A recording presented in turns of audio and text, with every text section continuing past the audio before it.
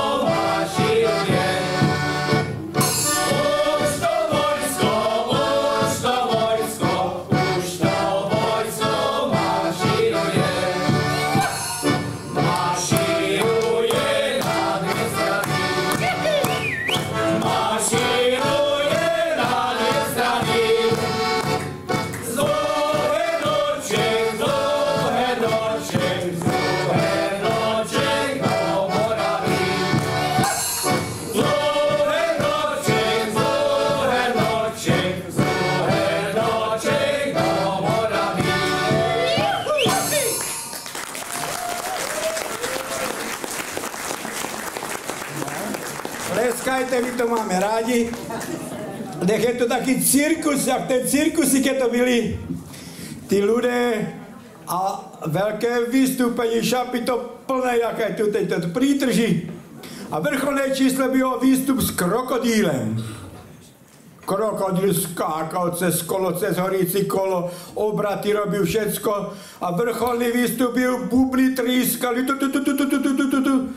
Ten krotiteľ vytáhne vtáka a strčí ho tomu krokodílovi do papule a tríska ho po hlave, bubny, a ľudia šírili všetko. Pekne to skončilo, nič sa nestalo.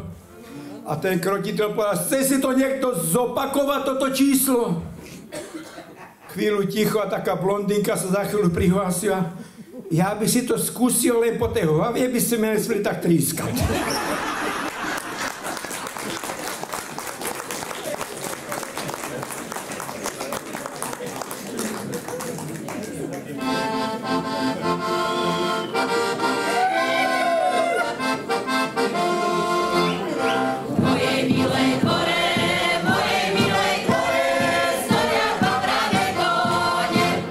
Nikdo na nich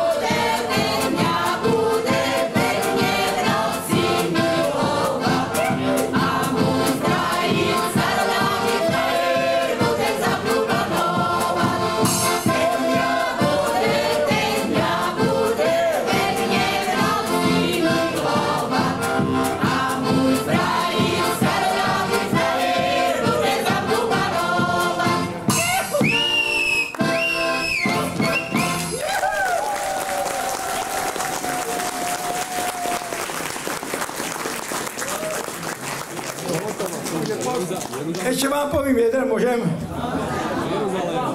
Na tržnici Vietnamec prodáva jablúčka. Veľký kopec jablúček a taký jeden dojde taký rypák k nemu a povedá, ale však to nemôžeš na tým nejak vyrobiť, povedal, jablúčka samotné prodávaš, nic. Pane, to nie je jablúčka také normálne. To sú zázračné jablúčka, povedal. Ojme, jakú chuť chcete, takú ja vám dám. To má jahodové, pomarančové. Tak, jaké chcete? No dám jahodové. Zakúsil, fakt, prisám bol jahodové. Banánové máš? To mám, nie je problém, moje banánové. Zakúsil, banánové. Kiwi. Máme kiwi. No, potom, fakt kiwi. Už mu to ešte v hlavi. A jak by ste ho vybabral, ty sviňošik môka. Povedal, máš také jabka, co vonia ženské prirození? Mám, pane, mám. Podal mu, chlapík zakusne.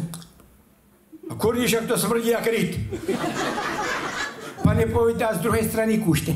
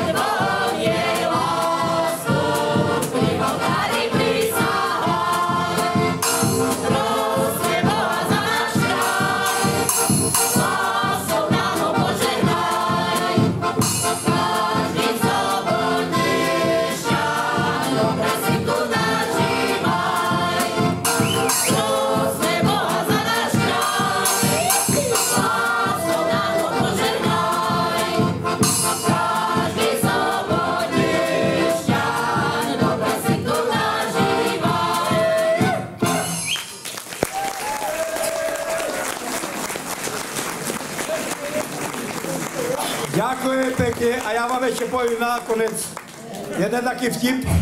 Všude to letí na tých internetoch všelijak, že miláčky psú, to má výzach mužané. Jak tá jedna povedala, že miláčku, že dá si stehenko, lebo šniclu. A muž z obývačky chytí šniclu, ty drž hubu, ty debile, ty si daj omastený chleba. Ja sa pýtam kocúra.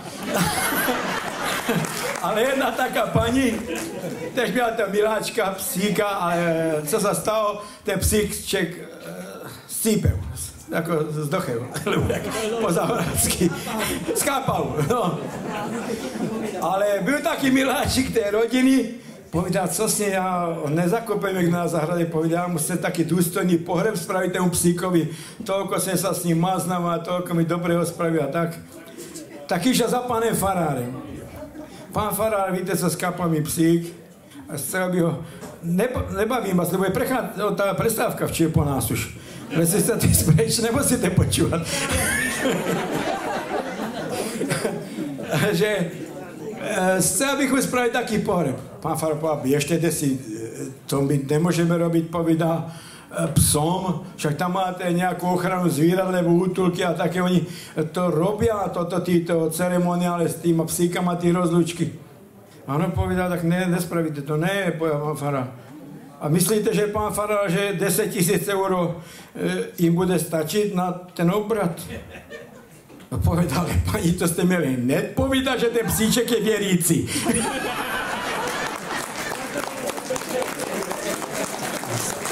Takže ďakujem v tom vystúpení Sobotického súboru a moment